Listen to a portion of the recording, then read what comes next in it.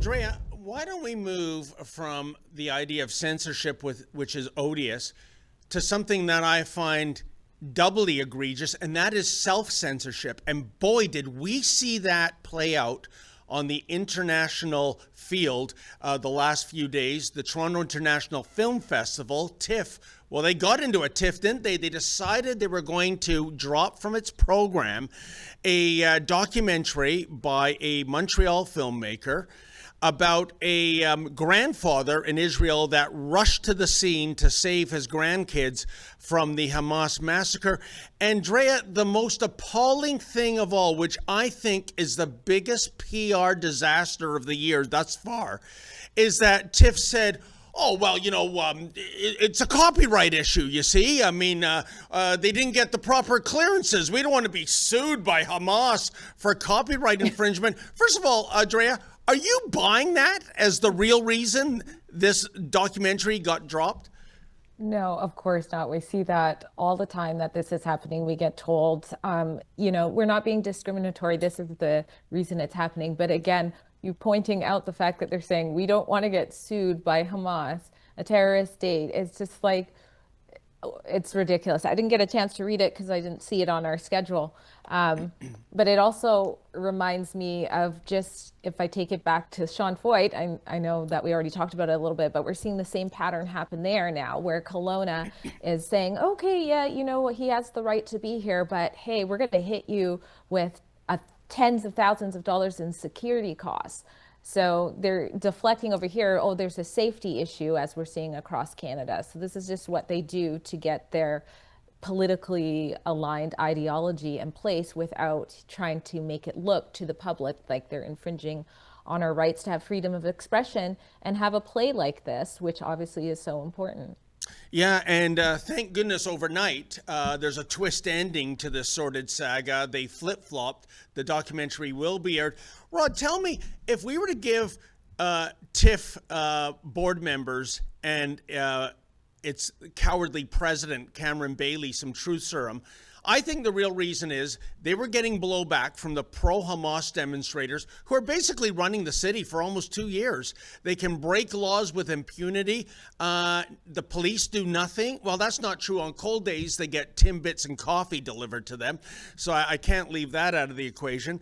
And I would say there are probably woke anti-Semites on the Toronto International Film Festival board. And the idea of canceling this very important documentary, they're all in on that. What say you, my friend? Well, I can't claim to be an expert on the conflict in the Middle East, but I am very familiar with the media and the government giving unlimited space to one side of an issue and then choking the other side of the issue. Including doing things like this where they're like, well, our biggest concern is copyright infringement. Of course, is ridiculous. And I think for the average observer, because I've looked a lot into obviously this conflict, but most people haven't, and they just get fed what they see, and their diet is actually just headlines and bylines, right? Like that's all they consume, and so it's very easy to lead people, but I would always remind people, if something's being canceled and you have some ridiculous excuse for such a hot button topic being canceled because of potential copyright infringements. I mean, everyone knows Hamas's legal team is extremely active and highly effective. I don't think I need to say more than that, but people do need to look into things a little bit more. And I'm sure everyone is sick and tired of the system lining up behind one side of a cause and basically shutting down the other side. If there's anything that indicates that you're probably not getting the whole story, I would say that would be it.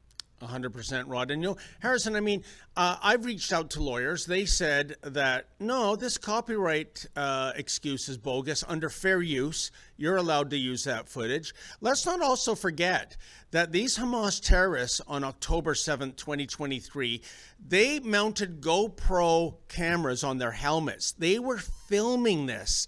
They were gleefully, enjoying the carnage that they were doing in this massacre. They wanted you to share it. They wanted to go far and wide.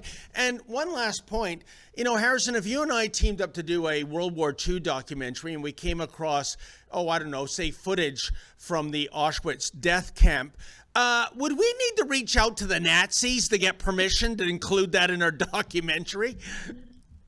Here's what I find strange about the story, beyond the obvious that TIFF was going to try to censor this film. This exact same thing basically happened last year with a film called Russians at War with TIFF.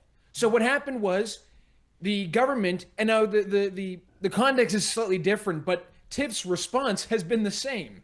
So the government at first told TIFF to pull the screening for this film, which was a Canadian film that received Canadian public funds, and then TIFF decided, you know what, we're going to listen to that, we're going to pull the film. A day later, they reversed course, said they were going to screen the film, and at these screenings, which took place conveniently right after the festival, there was a massive public protest, series of protests by pro-Ukrainian supporters saying you cannot screen this film. And I was there to cover it, and the protests were actually quite serious. But they went ahead with the screening anyway. That's why when TIFF said last week that they weren't going to screen this film, The Road Between Us, because of A, copyright reasons, which is bogus, and B, because of public pushback and concern, I thought, well, hold on, you guys already went through this last year. So you're not gonna screen this film, but you were gonna screen Russians at War.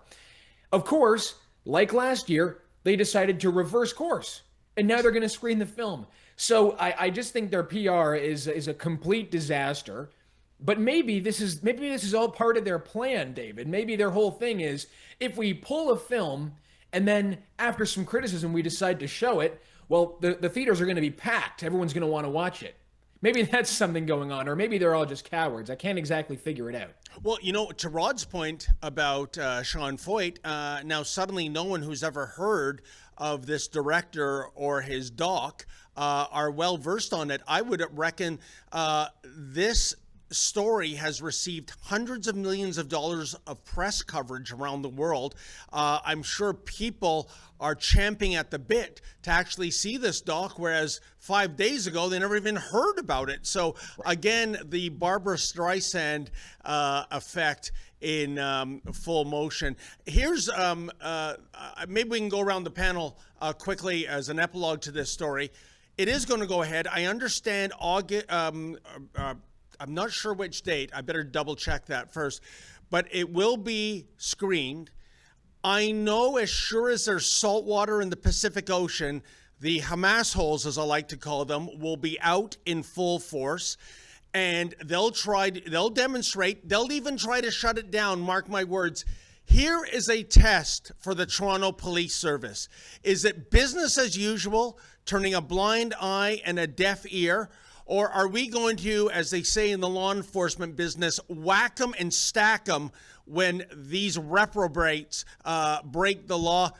First to you, Drea, does the show go on, or will it eventually be scrubbed due to that word the left loves these days, safety reasons? Well, immediately when you're asking that question, I can picture you being handcuffed in Toronto. I mean, it's not funny, but you're okay now. But when you were covering the protests out there and the double treatment we saw, and then not too long after we see Ezra getting handcuffed. So we already know there's probably going to be some donuts served to maybe protesters, and there'll probably be that double treatment that we're used to. And also, I just want to say that we have the Nova Scotia situation, which kind of relates to this, where nobody's allowed in the woods, and all of a sudden the Mi'kmaq is permitted to do their Shakespearean play in the woods. I mean, you can't walk your dog. Somehow that's going to start a fire, but an entire production, as long as it's from the First Nations, is somehow okay. So I'm going to guess there's going to be some sort of two-tiered treatment going on. Well, I wonder,